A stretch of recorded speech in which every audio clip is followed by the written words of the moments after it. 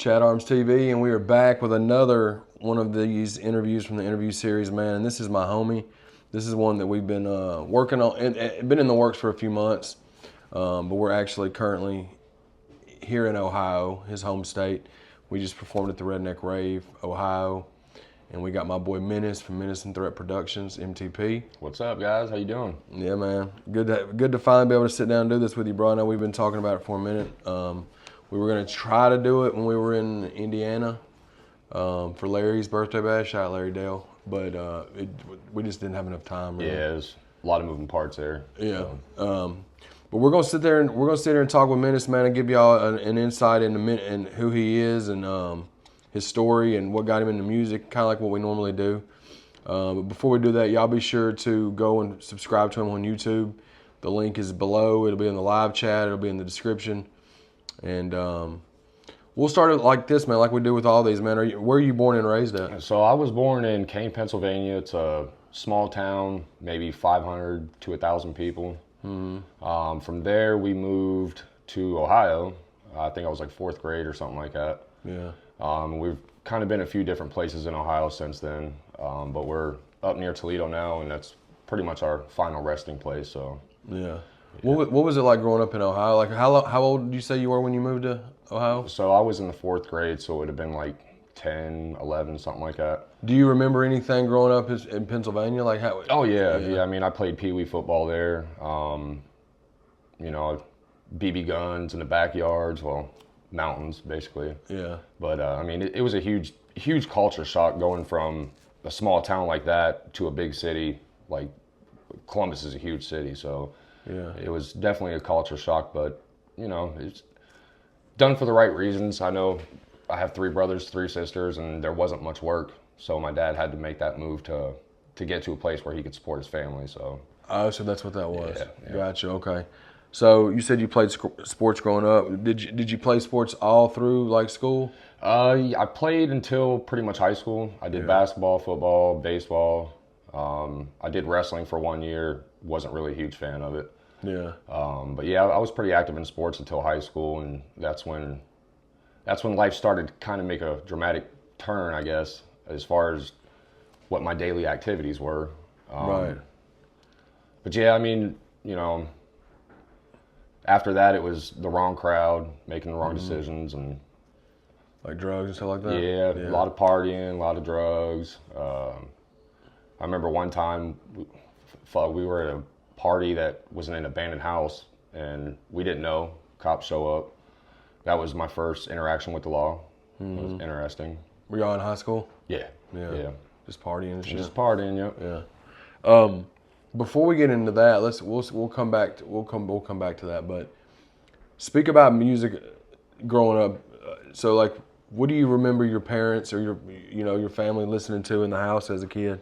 My dad is a huge classic rock fan. I'm talking like Led Zeppelin, Bob Seger, Tom Petty, AC/DC. My mom is completely opposite. She's full German, so she listens to only German music. And oh wow. At one point in my life, I was able to speak German and English, and throughout the years, I've just forgotten most of the German, so I have no idea what they're saying. Right. Yeah, So classic rock was your dad's thing. So I'm sure was you more drawn to that, obviously, than the German music, or did you? Oh yeah, 100%. When did rap become something that you started liking? Was that if your dad was a classic rock fan? Was it like a sibling or like friends at school, or what was it that got you into rap? I think it was the environment in the city, for one. I mean, obviously the culture is a lot different than it is in a small town. But I remember the first CD I got, like the first actual album CD I got, was Linkin Park. I think it was their very first album they dropped. Mm-hmm. And Mike Shinoda. Hybrid Theory? Yeah. And Mike Shinoda was on there, and it was kind of like a hybrid of rock and rap. Mm-hmm. And seeing Mike Shinoda do that, I was like, man, this is pretty cool. And then a couple years later, 8 Mile dropped. Yep. And, you know, the freestyling and battling was a huge thing. Mm-hmm. So kind of just got into it and haven't looked back since. Yeah, so you initially became a fan of the music through like the Linkin Park stuff. Right. And then being that you was in Columbus area, I'm sure you was drawn to like the Twistas, the Do or Dies, the Bone Thugs and Harmony, Crucial Conflict. So I know Twist is from Chicago, but Bone Thugs is from Ohio. They got Ohio roots. Cleveland and Columbus, Cincinnati. Yeah. Huge Twista fan, huge Bone fan. East 1999 is one of my favorite albums of all time. Oh, facts, definitely. And top 5 album for me. Adrenaline Rush and Kamikaze from Twista. Yeah. Absolutely love those records. They're fire. Yeah, no, 100%. So when did you start? Did you start wanting to create music? Was it like you were still in school when that was a thing? Oh yeah. Okay. Yep. So it started. There was a club in Columbus that they had a teen night.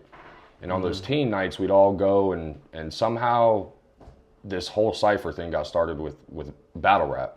Yeah. And I just kind of got thrown into it. And so realizing that I was somewhat decent at it, we started to go back every week, and it just became a huge thing. So you came up doing that too? I didn't know that. Yeah. Okay.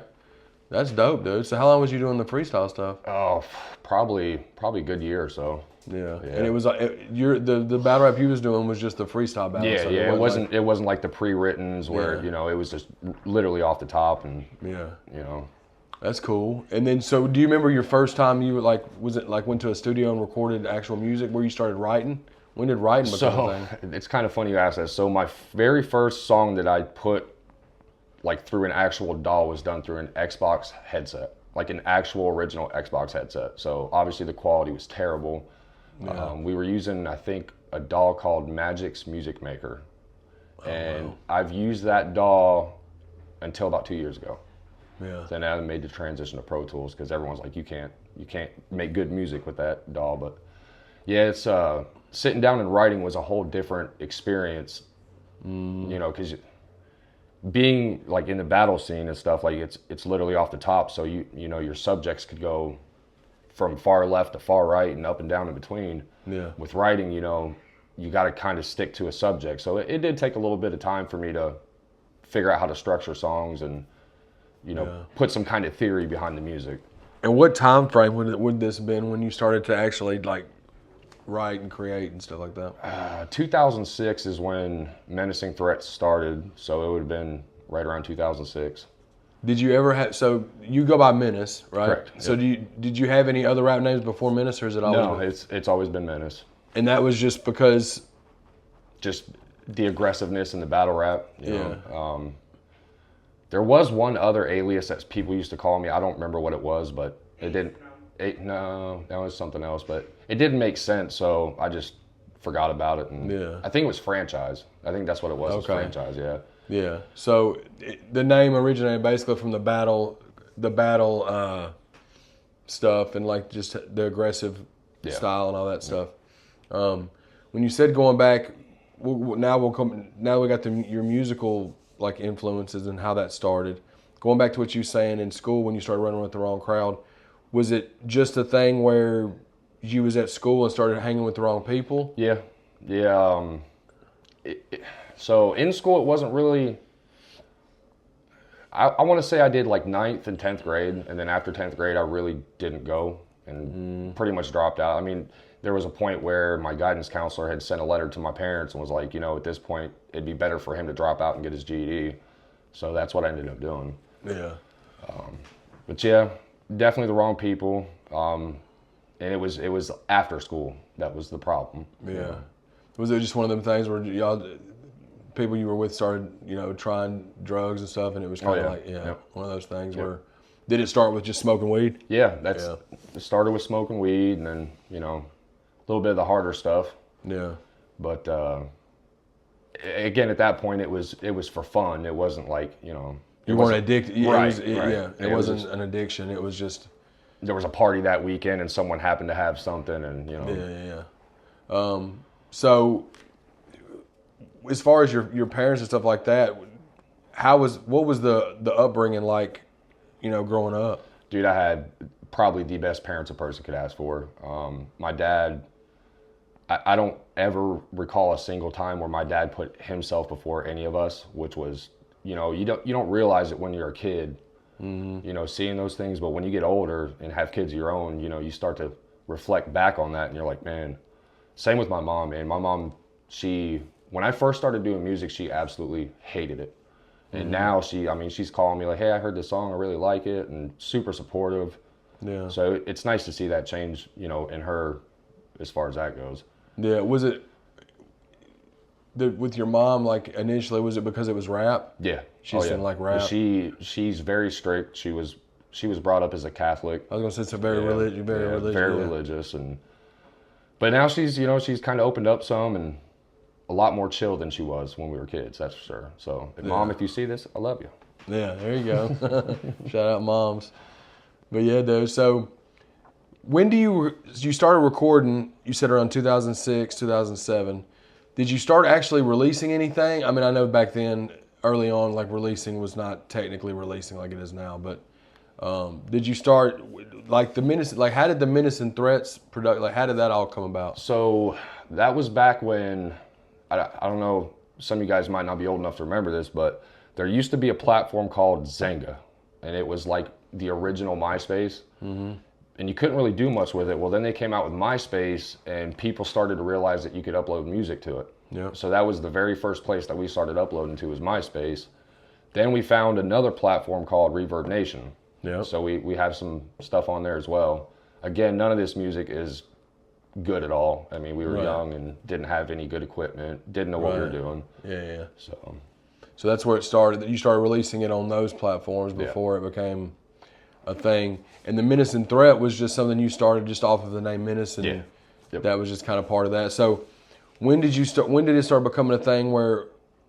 Because if people that aren't familiar, the artist KSN, that's your brother. Correct. Right. So when did that become a thing? Like he's your younger brother? Yeah, he's 4 years younger than I am.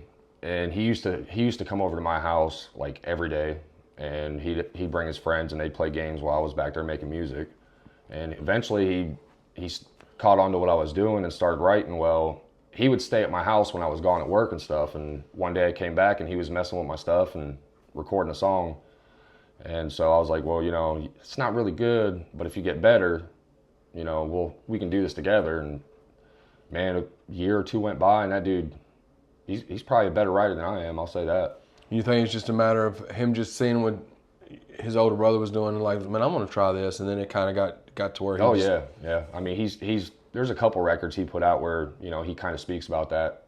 Oh, I was in the living room and Menace was making music, and I started to realize like this is therapeutic. And so, you know, you could tell that I was a heavy influence for him as to why he started. That's cool. And then, and of course, now y'all put out a lot of music together. I mean, y'all do solo stuff, but now y'all put out a lot of music together within MTP, right? Yeah. So now we have, it's me, KSN, Domir the Dragon, and Drizzle are the 4 members of MTP. Okay, dope. Yeah. But we have it set up to where all of us individually can do whatever musically, you know, whatever we want musically. Yeah. But we also have the ability to work within the group with each other.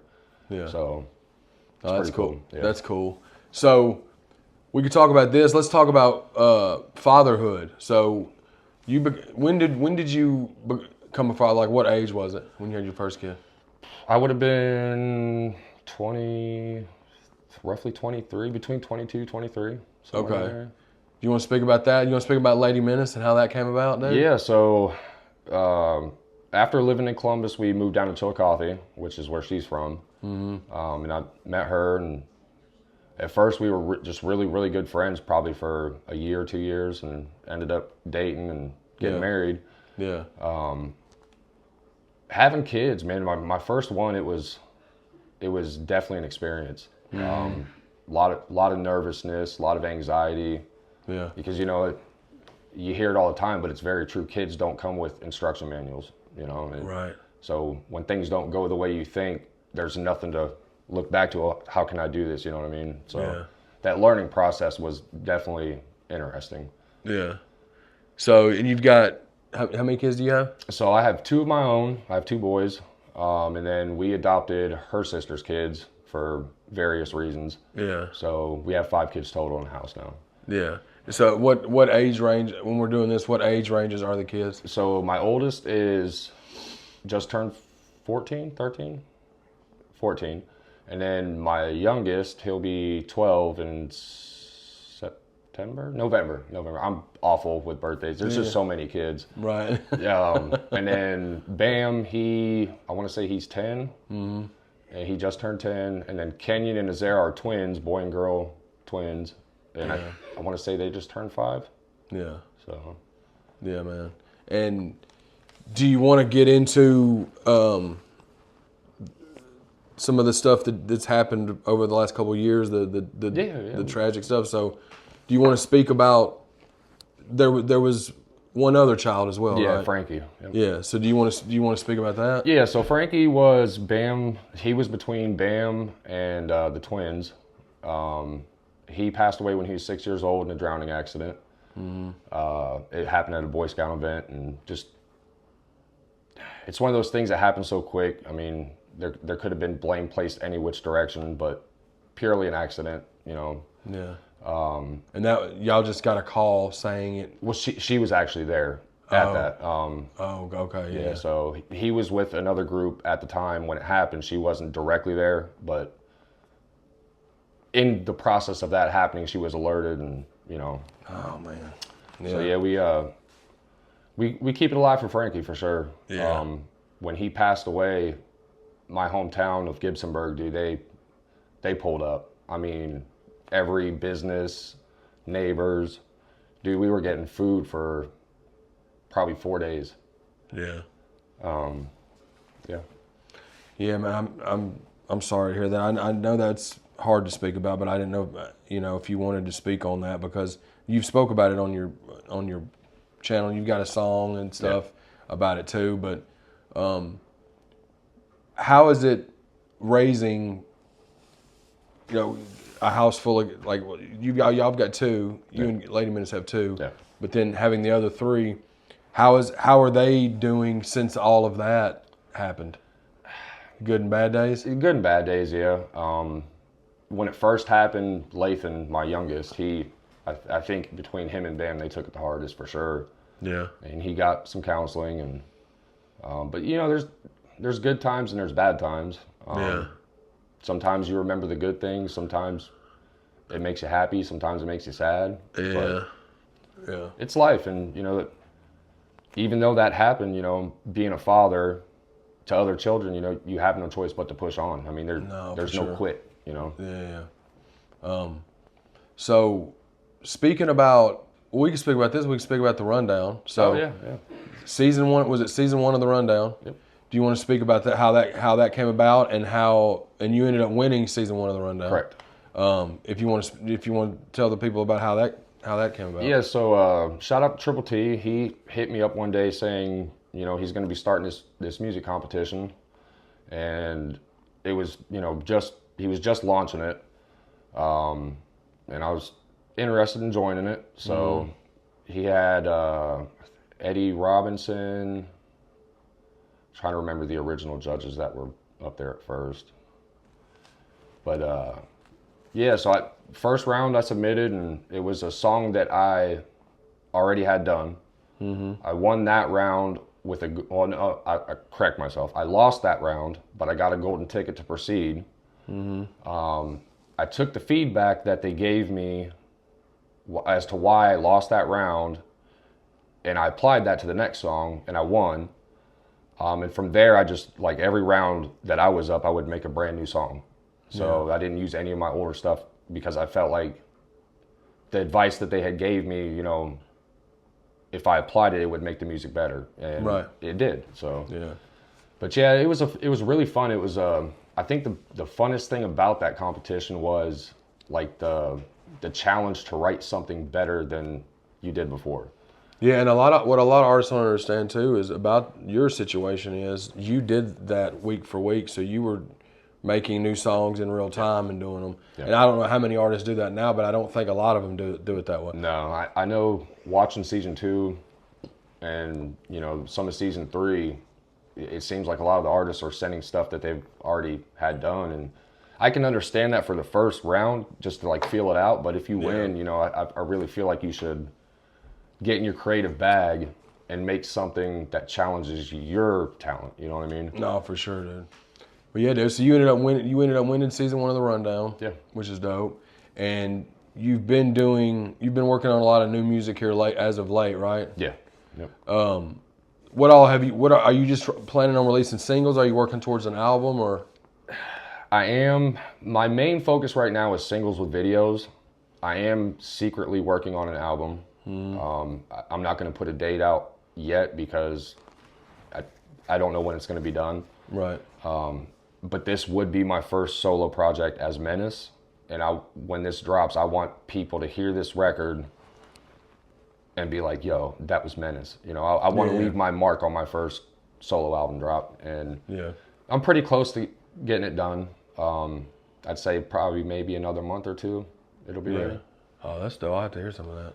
Is any of the stuff that's been out, is any of that going on the album? No. Oh, okay. It's going to be all unheard, unreleased music. Oh, okay, dope.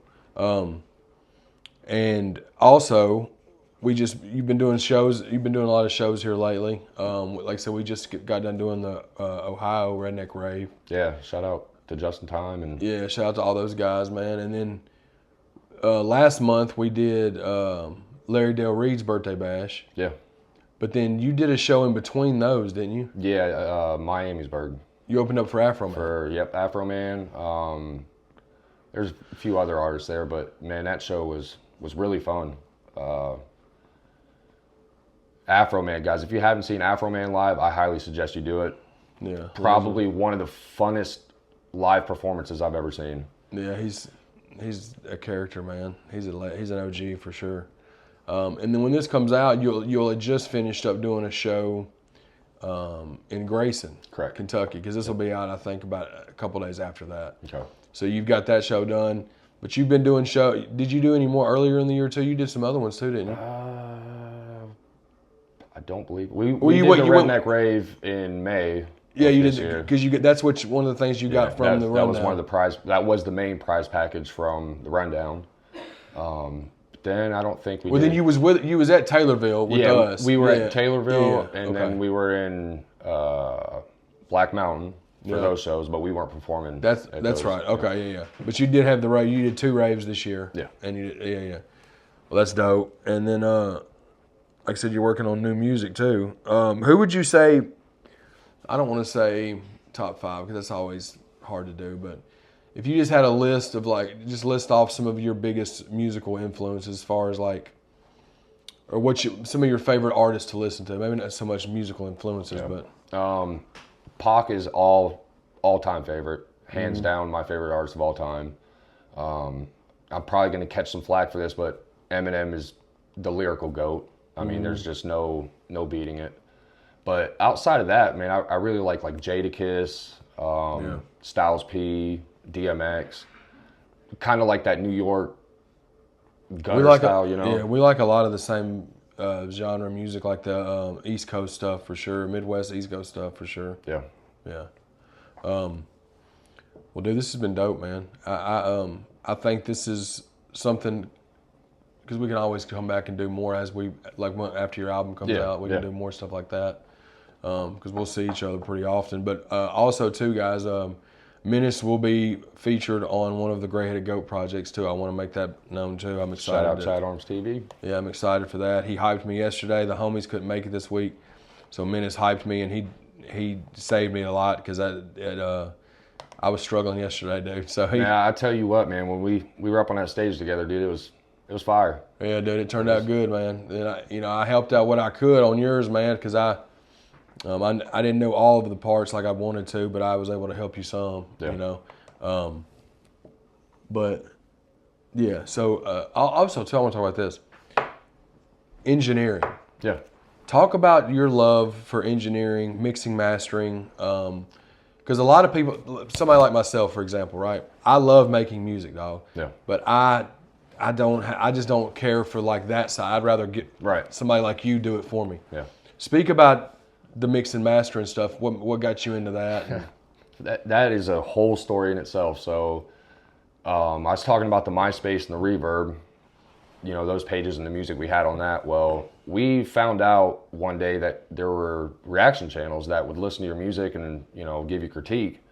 And all the stuff we'd send, it was always the same thing. Your mix is bad. The quality's not good. So I spent probably 6 months because you know, eventually I got tired of hearing it, Yeah. and was like, I'm gonna make a change with this. Well, I spent about 6 months doing my own research and just kind of messing around with it and figuring out, you know, what mixing really is. Yeah. And I just fell in love with it, man. I mean, I love to find the problem, fix it, and then enhance it to make it sound like a good record. Yeah.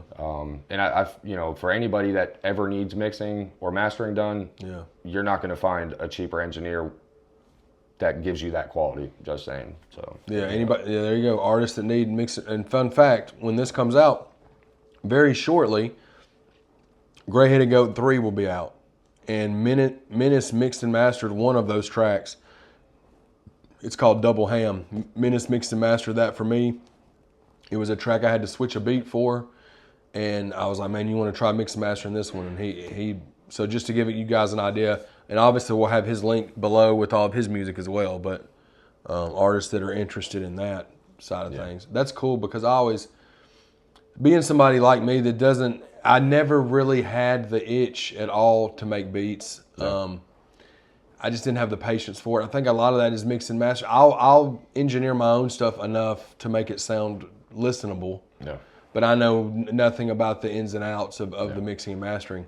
Well, that a lot of people don't realize, like, it's not just writing, you know, lyrics and rapping it on a microphone. You got the engineering side, you got the production side, you know, you got the mastering side. I mean, there's a lot of different factors that go into making music. So yeah, well, dope, dude, and that's cool. And like I said, not only your music, but you, like I said, there's 3 other artists under MTP that are working on. I know KSN. He releases pretty regularly, doesn't he? Yeah. As far as singles and stuff like that. Yeah, he actually just dropped an album too. So if you guys want to check that out, Okay, yes, put that in the we'll put that in the description too. okay. Also, another thing, reaction channel. Yeah. You have a YouTube channel that is, you know, reaction. It's a reaction channel. Yeah. Yep. So, do you want to speak about that? What got you into doing that? How long you been doing the reactions and stuff like that? Yeah. So we got to a point where me and KSN used to do live streams all the time, where we do, you know, live reactions to people's music. And we decided to start a page solely for that. We haven't really got too active with that page. But yeah, it's fun, man. I like to hear new music, you know, from artists that aren't heard, that are smaller, because that's where you're going to find a lot of the problems in music. You know, you're not going to find them with the Menaces or the Adam Calhouns, because, you know, that's already perfect music as far as the sound goes. Right. So a lot of the times, you know, you get these smaller artists on the channel and you tell them, like, hey, you know, this needs fixed, or you need to add something here. And man, to me, there's nothing better than seeing an artist that can take that feedback, go back, recreate that record, send it back, and it sounds better than the first time you heard it.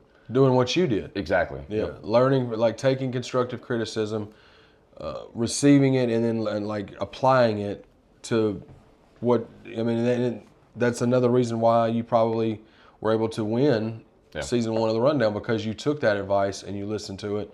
Now, granted, there's going to be some times where people give you advice and you don't want to take that advice. That's all right too. Yeah. But at least being open enough to listen and receive it to where maybe they are right if I do this or that, you know. But that's cool too. And the channel that we'll put below that has his music is also where he does his reactions as well. So if there's artists that are watching this that want their music reviewed or played, you can hit up Menace on his YouTube. He does live, you know, you do live streams multiple times a week. Yeah. Right now, I'm not really on a set schedule. It's just kind of random. So make sure you hit that bell to know. For sure.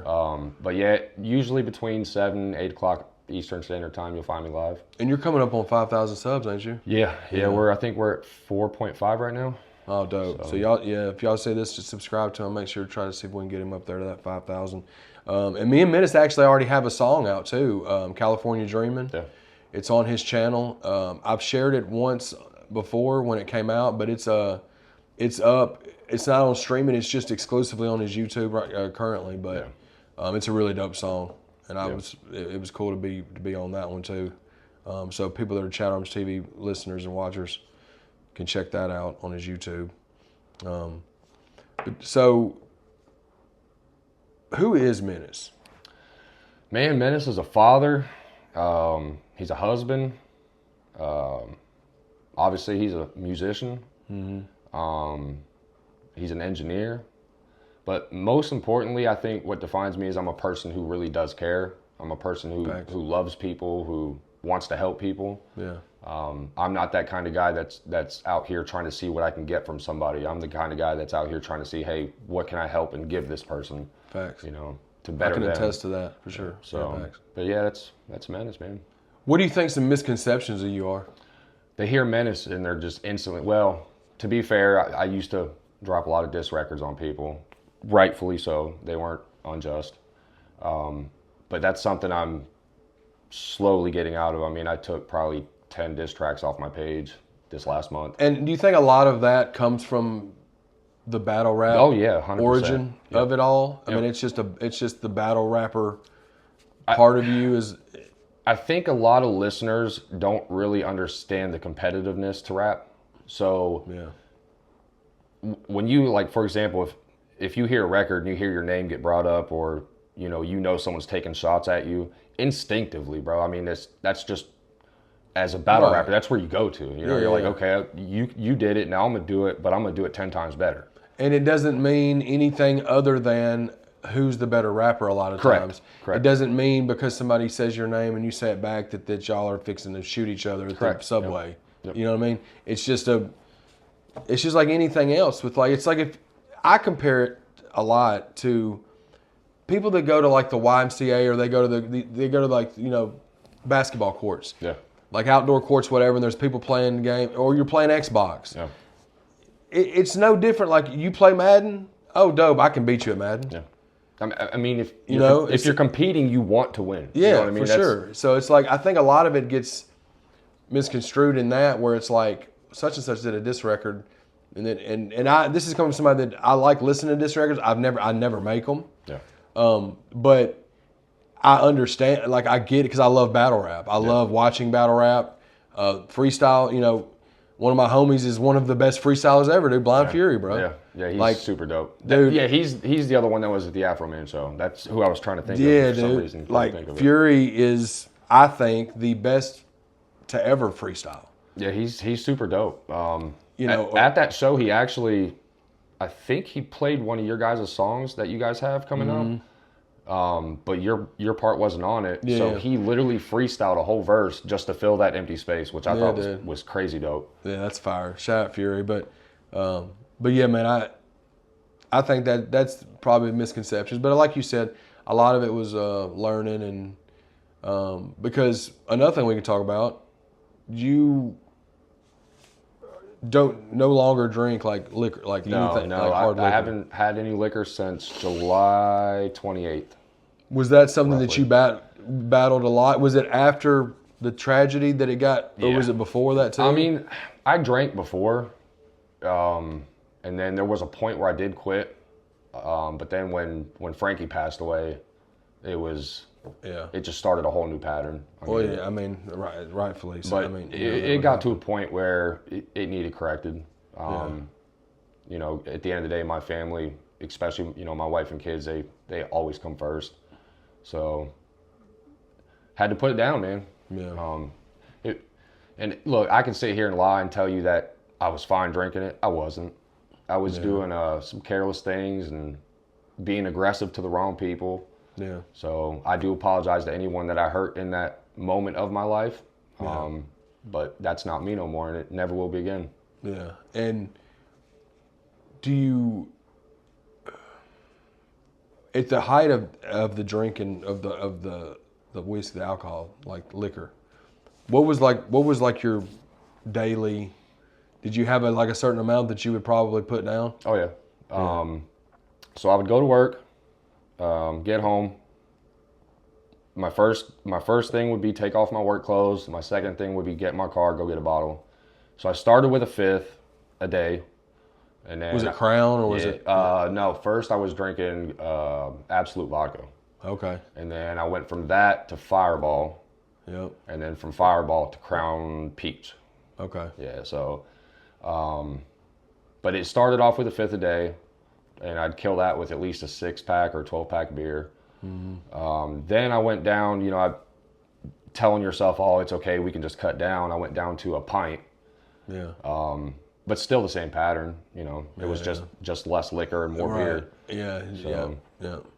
But yeah, July 28th, I decided to reach out to a counselor, and she made me understand a lot of things that I didn't know about myself, and some good, some bad, you know. What was that like? Like being told about yourself, and you're like, holy fuck, is that real? Honestly, like, I was so close-minded before I sat down in that chair, like even at the appointment waiting to get seen, I'm in my head thinking, this lady can't help me, you know. Yeah. Nobody can help me with what I got going on. But literally when she started speaking, I was like, well, this is not what I expected. Yeah. You know. I see why she makes the money. Yeah. Oh yeah. 100%. And like I said, you know, there's a lot of bad things that a person doesn't really realize about themselves. There's a lot of good things that people don't realize about themselves either.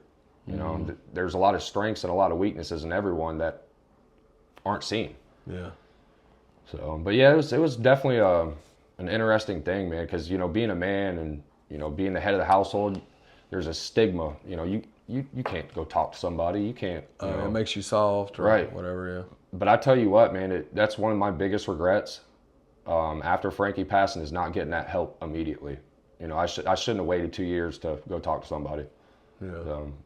But, you know, you live and you learn. Yeah, well, and the good thing is that you learned it. Yeah. And you didn't, it's one of those things like, just like with your music, you get constructive criticism from, say, a counselor or something like that. Yeah. And you could have easily said, she don't know what she's talking about. Yeah. I ain't got a problem.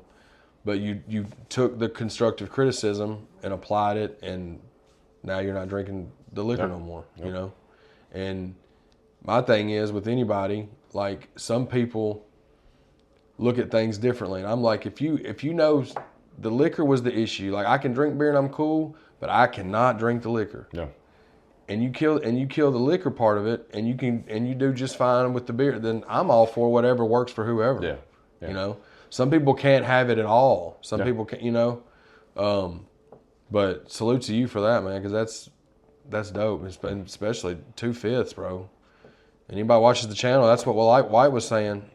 He was 2/5 a crown a day. Yeah. You know, and he would get a third one for his crew to hand him to give him to go chill while he was just drinking in his own. You know, so that salute to both of y'all for that. Yeah. Yeah. Shout out to him for his sobriety, and anybody out there looking to get help. What I can tell you is go get it. Don't be ashamed. Don't feel like you're going to be looked at differently. And honestly, in my personal opinion, if people do look at you different for getting that help, period. Because it's like they're perfect or anything, right? You know. But salute to you for that, bro. Well, hell yeah, dude, this was dope, man. Yeah, it's been real fun. Again, guys, y'all be sure to subscribe to Menace on YouTube. The channel's all the way, you know, it's all in the description, and it's in the live chat and in the comment section. We'll put his other socials too, his IG and Facebook and all that. Hell yeah, man, I appreciate it. Yeah, dude, but we appreciate you, bro, and y'all be sure to check him out. Menace and Threats Productions, Menace, Chat Arms TV. All right, y'all. Peace.